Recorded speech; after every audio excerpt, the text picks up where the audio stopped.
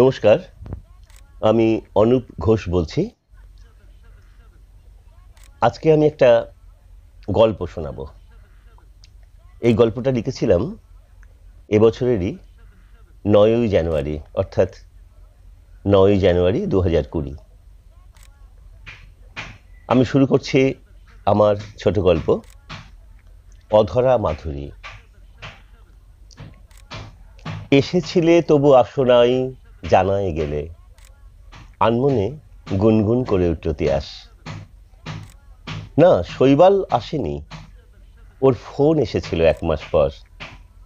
এই পৌষের হঠাৎ এসে হারিয়ে যাওয়া দুপুরটার মতোই যেন শৈবাল আসে তিয়াসের কাছে, আবার চলেও যায়। শৈবালের আগেও এসেছে কেউ কেউ, সমুদ্রের ধারে বালিতে লেখা নাম যেমন খেয়ালি ঢেউয়ের দাপটে মুহূর্তে হালকা হয়ে যায়, সেগুলো অনেকটা সেই রকম ছিল। গভীরভাবে মনের প্রান্তরে তেমন ছাপ রেখে যেতে পারেনি কেউ। আসলে কেউই যেন বেশি দিন ভালো লাগে না তিয়াসের কাছে। মনে হয় বড় সাদা মাটা যেন। কেউ অতিরিক্ত যত্নশীল, কেউ জমিয়ে বসার আগেই মানুষটার দখল চায়, কেউ যেন সব বিষয় বড্ড পরিপাটি, গুছিয়ে প্রেমটা করতে বড্ড উদ্গ্রীব। ওরই মধ্যে তরুণটিকে ছিল প্রায় ১.৫ বছর। না, খারাপ ছিল না তরুণ। শিক্ষিত, ভদ্র, রুচিশীল একজন নারীকে সম্মান করতে জানত তরুণ। কোনো আদিক্ষেতাও ছিল না ওর মধ্যে। সম্পর্কটা সবে দানা বাঁধবে ঠিক তার আগেই যেন কেমন চটকে গেল বিষয়টা। না না, তরুণের গুরুতর কোনো দোষ ছিল না, সেটা বেশ ভালোই জানে তিয়াস। কিন্তু তাতে কি, মন কি কারো বশে থাকে নাকি? হঠাৎ যেন সেদিন তরুণকে বড্ড বেশি বিচলিত মনে হয়েছিল। বর্ষার কলকাতায় রাস্তাঘাটে এদিক সেদিক জল জমে থাকা অস্বাভাবিক বিষয় তো নয়। আর কখনো সখনো গাড়ির অনিয়ন্ত্রিত গতিতে সেই জলের ছিটকে উঠে জামা কাপড় ভেজানো, সেও তো হামেশাই ঘটে। কিন্তু তার জন্য এত বিব্রত হয়ে পড়তে হবে যে সিনেমা দেখার প্রোগ্রাম ক্যান্সেল করে বাড়ি ফিরে যেতে হবে, এ যেন ভাবতেই পারেনি তিয়াস। ঠিক কেমন পুরুষ পছন্দ তার, এ বিষয়ে তিয়াস নিজেও বেশ কনফিউজড। সেই বিদ্যাসাগর ইউনিভার্সিটি থেকেই কাছের বন্ধুরা বলতে শুরু করেছে, তোর যখন প্রফেসর মাইতির মতো স্মার্ট গাইকেও মনে ধরল না, তখন এবার একটু পুরুষ মানুষ থেকে নিজেকে দূরে রাখার চেষ্টা কর। একের পর একজনের মন ভাঙিস না। তিয়াস বলেছিল, কিন্তু আমি তো কাউকে কখনো কথা দিইনি, তাহলে আমার দোষ কোথায়? যেখানে সেখানে নোংর ফেলতে আমি যাব কেন? নাব্যতাটা চাই তো, যেখান থেকে আমার মন আর ভেসে যেতে চাইবে না। ধুর, এসব শৌখিন প্রেম টেম না আমার জন্য নয়, কেমন যেন বোকা বোকা ব্যাপার। বলেছিল, বেশ তো চলছিল ব্যাপারটা, ক্লাসের ফাঁকে ফাঁকে টুকরো টুকরো রোম্যান্স। হঠাৎ যে কি হলো লোকটার, নিজের এত ভালো লাগার কথা এত ঘটা করে জানাতে যাবার কি দরকার ছিল? পুরো বিষয়টাই না একেবারে পাঞ্চে হয়ে গেল। তো আর ভালো লাগে?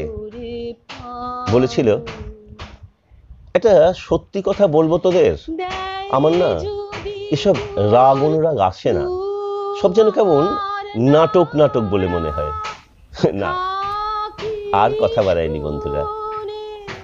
হ্যাঁ, শৈবালও কোনো কথা দেয়নি, কোনো কথা দেয় না ও। তিয়াসও কি কোনো কথা চেয়েছে ওর কাছে? চাইনি তো।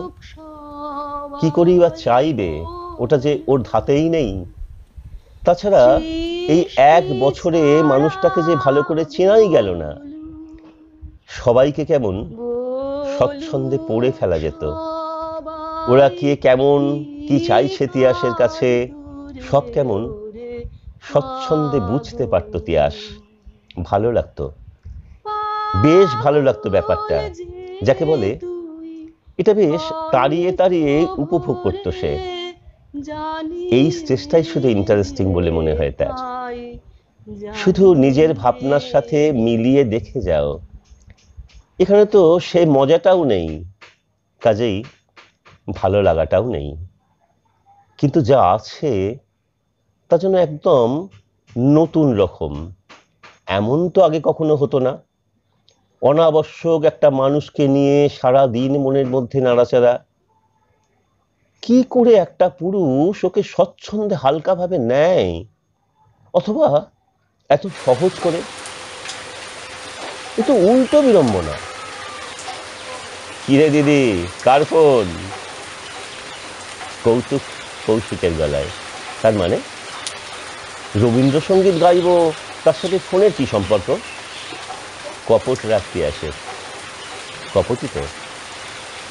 কখনো কিছু কিছু কথা কখন যে ভালো লেগে যায় তা নিজেই বুঝতে পারে না মানুষ। সারা শরীরে শীতের আলস্য মেখে উপুর হয়ে বিছানায় শুলো তিয়াস। কোলবালিশটা এখন বুকের নিচে। এই বুকটাই যে তার খুব শক্ত করে বাঁধা। কোনো খুচরো ভালো লাগাই কখনো আলোড়ন তুলতে পারেনি বুকের গভীরে। আজ যেন মনে হচ্ছে বাঁধন কোথাও একটু আলগা। মন যেন চাইছে ওই অল্প চেনা মানুষটাকে নিয়ে একটু আলগোছে সময় কাটাতে। আনমনে আবার গুনগুন করে ওঠে, সে চমকে বেড়ায়, দৃষ্টি এড়ায়, যায় না তারে বাঁধা। এত সাহসী কেন হলো? সেই দিনটা যেন সত্যি চমকে দিয়েছিল শৈবাল। কি করে সম্ভব? যেন কিচ্ছু হয়নি গোছের একটা বেপরোয়া আচরণ। পিয়ালির সাথে বসে বসন্ত কেবিনে আড্ডা জমেছে বেশ। হঠাৎ পিয়ালি হেদুয়ার দিকে ফুটপাত ধরে হন্তদন্ত হয়ে হেঁটে যাওয়া একটা ছেলেকে দেখতে পেয়ে চিৎকার করে ডেকে উঠল, শৈবাল! সেই একই দ্রুততায় ভেতরে ঢুকলো। মুখোমুখি দুজনের পাশে একটা চেয়ার টেনে নিয়ে বসে পড়ল ছেলেটা। লম্বা, মেদহীন, সুঠাম শরীর। বলল, হেদোয় সাঁতার কাটতে চলেছি, এখন হাতে বেশি সময় নেই, আর যা বলার চটপট বল। পিয়ালি জিজ্ঞেস করলো, কি ব্যাপার শৈবাল, অমন একটা চাকরি শুনলাম ছেড়ে দিয়েছিস? ও উত্তর দিল, বড্ড কুঁড়ে হয়ে যাচ্ছিলাম রে। একটু আশ্চর্য হয়ে বলেই ফেলল তিয়াস, আজকের দিনে চাকরি ছাড়া? তার কথা শেষ হওয়া মাত্র ও তিয়াসকে আরো আশ্চর্য করে তর্জনী ছুঁয়েছিল তিয়াসের ঠোঁটে। বলেছিল, এখন আর এ প্রসঙ্গে ঢোকা যাবে না প্লিজ, একদম সময় নেই, পরে একদিন দেখা হলে এই প্রসঙ্গে আলোচনা করে নেব। চলে গিয়েছিল সেই একই দ্রুততায়, তিয়াসকে অবাক করে। অনেক পুরুষ দেখেছে তিয়াস, কিন্তু এমন স্বচ্ছন্দে কোনো অচেনা মেয়ের ঠোঁট স্পর্শ করা যায় কিন্তু তার ভাবনার বাইরে। পিছন দিকে হাঁটতে থাকে তিয়াসের মন। হ্যাঁ, দেখা হলো আবার 1 মাসের মধ্যেই। বলাই বাহুল্য তা তিয়াসের আগ্রহেই। কি করা যাবে? অমন বিচিত্র অভিজ্ঞতা যে আগে হয়নি তার। আগে যাদের সাথে আলাপ হয়েছে তারা তিয়াসকে সময় দিতে চেয়েছে, তিয়াসের সময় পেতে চেয়েছে, তাকে ইমপ্রেস করতে চেয়েছে, সম্ভব দেখিয়েছে একজন নারীকে। কিন্তু ও যে সব অগোছালো করে দিয়ে অবহেলায় চলে যেতে পারে। অনাবশ্যক আমিত্বের বেড়া ভেঙে তিয়াসকে দাঁড় করিয়ে দিল এক আটপৌরে সহজতায়। মনের মধ্যে গভীর মমত্বে লালন করা আমিটাকে দেউলিয়া করে সেদিন চলে গিয়েছিল। ওর দিকে না ফিরে উপায় কি? সেদিন শুনল ওর চাকরি ছাড়ার কাহিনী। রেলের ওই গতানুগতিক অফিসিয়াল কাজে নাকি কোনো আনন্দ ছিল না। এবার সারা বিশ্ব ঘুরে দেখতে চায় উৎসাহী মানুষদের সাথে নিয়ে। রদ দেখা আর কলা বেচা দুটোই হবে একসাথে। খুলছে নিজের ট্যুরিজম কোম্পানি। তৃতীয়বার দেখা হলো নলবনে, ওর ইজিপ্ট থেকে ঘুরে আসার পর। ইজিপ্ট থেকে কি আনা হয়েছে জানতে চাইলে হাসতে হাসতে বলেছিল, কলকাতায় সবকিছুই পাওয়া যায়, বোকারাই শুধু বাইরে থেকে সবকিছু বই বই নিয়ে আসে। সেদিন শুধু একটা কথাই রেখেছিল তিয়াসের, কথা দিয়েছিল এরপর থেকে পৃথিবীর যে কোণেই থাক সেখান থেকেই অন্তত মাঝে মধ্যে ফোন করবে। সেদিনই বোধহয় কোনো পুরুষের থেকে প্রথম কিছু চেয়েছিল তিয়াস। আরে গল্প করার জন্য তো মাঝে মধ্যে একটা লোককে দরকার নাকি, আড্ডা দেওয়ার মতো একটা লোক চাইতো, নিজের মনকে বলেছিল তিয়াস। না না, আজকের এই ফোন কোনো দূর দেশ থেকে নয়। কালকে সিঙ্গাপুর ঘুরে কলকাতায় এসে পৌঁছেছে, জানিয়েছে সন্ধ্যায় আসবে, তাকে নিয়ে কফি হাউসে যাবে। তিয়াস যেন তৈরি হয়ে থাকে। পৌষের বেলা 5টাতেই সন্ধে, 5:30টায় এসে হাজির শৈবাল। একটা ফাটা জিন্সের সাথে লেদার জ্যাকেট। তিয়াস সালোয়ার কামিজে আগে থেকেই প্রস্তুত। এসেই বলল, নো নো, এই ড্রেস কোড আজ চলবে না, আমার সাথে এভাবে গেলে আমার এই ম্যাচো ড্রেসটাই মার খেয়ে যাবে। জিন্স পরো, সাথে পুলোভার। হায়াতে যাব এখন, আমার পকেট গরম। মাকে অবাক করে আবার পোশাক বদল করলো তিয়াস। মাকে বলল, আজ ঠান্ডাটা বড্ড বেশি পড়েছে মা, তাই জিন্সটাই পরলাম। কিন্তু নিজেকে কি বলবে ঠিক বুঝে উঠতে পারল না সে। কেন এমন করে ওর সব কথা মেনে নিচ্ছে, কিভাবে ও এমন স্বচ্ছন্দে ওর ইচ্ছে অনুযায়ী কাজ করতে বলছে ওকে, কিছুই যেন পরিষ্কার নয় তিয়াসের কাছে। চুটি আড্ডায় খেয়ালই ছিল না কখন রাত 10টা বেজে গেছে।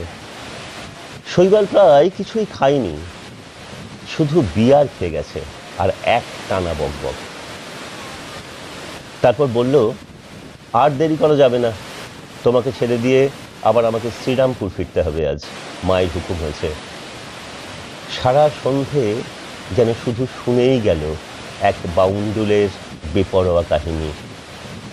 নিজের কথা কিছুই বলা হলো না তিয়াসের। শৈবাল জানতেই চাইল না কিচ্ছু। তিয়াসের বাড়িতে আর ঢুকলো না শৈবাল, বাড়ির গেট থেকেই বিদায় দিল সে। যাবার সময় শুধু বলে গেল, আবার 6 মাস পর দেখা হবে। কানাডা স্টেট ট্যুরিজমের কাছ থেকে একটা খুব ভালো অফার পেয়েছি, কিছুদিন ওই গোলার্ধেই কাটাবো। এখন অনেক রাত, কিছুতেই ঘুম আসছে না তিয়াসের। কেমন যেন অস্বস্তি হচ্ছে, কি যেন একটা আশ্চর্য শূন্যতা গ্রাস করতে চাইছে তাকে। উঠল বিছানা থেকে, ঢকঢক করে খেলো 2 গ্লাস জল। না, কিছু ভালো লাগছে না যেন। কিন্তু কি বলবে ওকে, যার কোনো অনুভূতি নেই, যে নিজেকে নিয়েই মত্ত, একদম বাজে লোক একটা। ওর এমন গোছানো মনটাকে কেমন তছনছ করে দিয়ে চলে যায়। না না, এই বিরক্তি সহজে যাবার নয়, বেশ বুঝতে পারে তিয়াস। কিন্তু ওই বা নিশ্চিন্ত ঘুমোবে কেন? হাতে তুলে নেয় মোবাইল ফোনটা। আবার দ্বিধা, বলবেটা কি, বলারই বা কি আছে? ও তো কোনো খারাপ ব্যবহার করেনি, তিয়াস তো কিছু বলেনি ওকে। তাহলে এমন সময়ও কখনো কখনো আসে যখন মানুষ নিজেই বুঝতে পারে না সে কি চাইছে, কিসে তার শান্তি। এ বড় কঠিন সময়, যখন মানুষ নিজেরই অজান্তে নিজের ওপর থেকে নিজের নিয়ন্ত্রণ হারায়। তেমনই এক অবুঝ অস্থিরতায় কখন যেন চলে গেল কলটা। ওপার থেকে সাড়া দিচ্ছে শৈবাল, উত্তেজনাহীন শান্ত গলা, যে গলা শুনলে যেন রাগে মরা মানুষও জেগে উঠতে পারে, যেন কিচ্ছু হয়নি, শুধু শুধুই এত রাতে ফোন।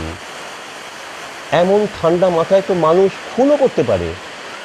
এ কি মন বলে কিছু নেই? অনুভূতি শূন্য একটা পাথর নাকি? রাগে বিরক্তিতে থরথর করে কাঁপতে থাকে তিয়াসের গলা। খেই হারিয়ে যাচ্ছে সব। কি বলবে কিছুই বুঝতে পারছে না।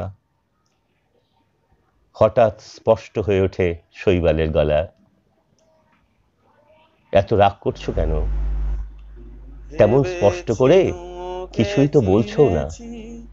আমি বলি কি, এখন না হয় মাথা একটু ঠান্ডা করে কোনো নারীকে দেওয়া আমার প্রথম উপহারটাই মনোনিবেশ করো। আজই তো তোমায় দিলাম, দেখবে ঘুম এসে যাবে। মন বলছে তুমি শুনতে পাবে আমার না বলা বাণী, তুমি পেয়ে যাবে তোমার না বলা প্রশ্নের উত্তর। কাল সকালে তোমার সব কথা শুনবো, কথা দিলাম। সত্যি তো, মনেই ছিল না ওটার কথা।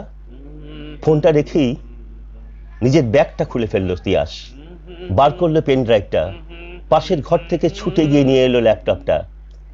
ওই রাতেই গম গম করে উঠলো শৈবালের অসাধারণ গলায় রবীন্দ্রসঙ্গীত। ওকে ধরিলে তো ধরা দেবে না, ওকে দাও ছেড়ে, দাও ছেড়ে। না, তারপরও আর ঘুম এলো না তিয়াসের সেই রাতে। কোনো বিরক্তি থেকে নয়, এক অনাবিল আনন্দে। তেমন রাত যে ওর জীবনে আসেনি কখনো আগে। এখন শুধু সকালের প্রতীক্ষা, নিজের চারদিকের সযত্নে গড়ে তোলা মিথ্যে আবরণ ছিন্ন করে নিঃসংকোচে নিজেকে প্রকাশ করতে চাওয়া নতুন সকালের। নমস্কার।